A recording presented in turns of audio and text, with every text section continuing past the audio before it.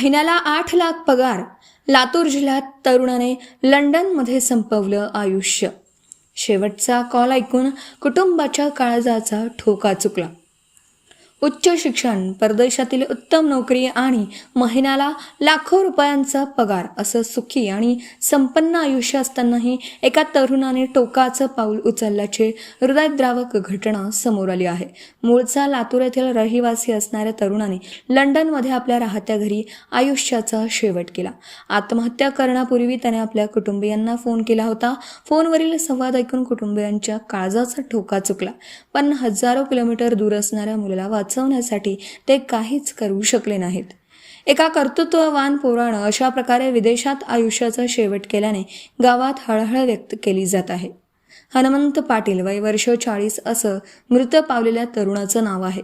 ते मूळचे लातूर जिल्ह्यातील अहमदपूर तालुक्यातील बोडका येथील रहिवासी होते.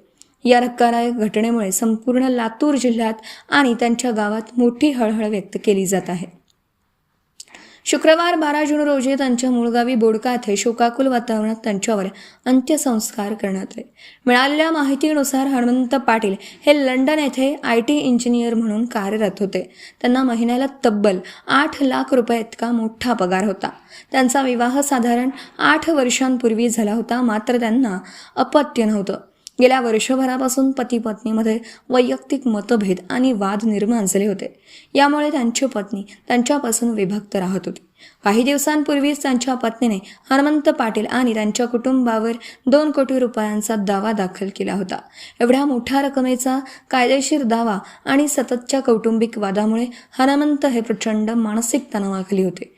याच नैराश्यातून त्यांनी 8 दिवसांपूर्वी लंडन येथील त्यांच्या राहत्या घरी गळफास घेऊन आपली जीवनयात्रा संपवली. मी जगणार नाही, काळजी घ्या, आत्महत्येपूर्वीचा शेवटचा फोन. आत्महत्या करण्यापूर्वी हनुमंत पाटील यांनी अत्यंत भावनावश होऊन आपल्या नातेवाईकांना फोन केला होता. फोनवर बोलताना त्यांनी मी आता जगणार नाही, माझी वाट पाहू नका, मी आत्महत्या करतोय, सर्वांची काळजी घ्या असा शेवटचा निरोप दिला. हा फोन आल्यानंतर नातेवाईक पूर्णपणे हादरून गेले होते. मात्र ते हनुमंत यांना वाचवू शकले नाहीत. मृतदेह विमानाने आणला भारतात. लंडनमध्ये ही घटना घडल्यानंतर कायदेशीर प्रक्रिया पूर्ण करून हनुमंत यांचं पार्थिव विमानाने प्रथम पुण्यात आणण्यात आलं.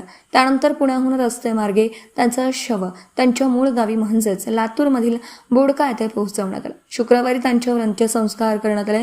एका उमद्या आणि कर्तबगार तरुणाने कौटुंबिक त्रासाला कंटाळून अशा प्रकारे आपलं जीवन संपवल्याने संपूर्ण परिसरात तीव्र दुःख व्यक्त होत आहे.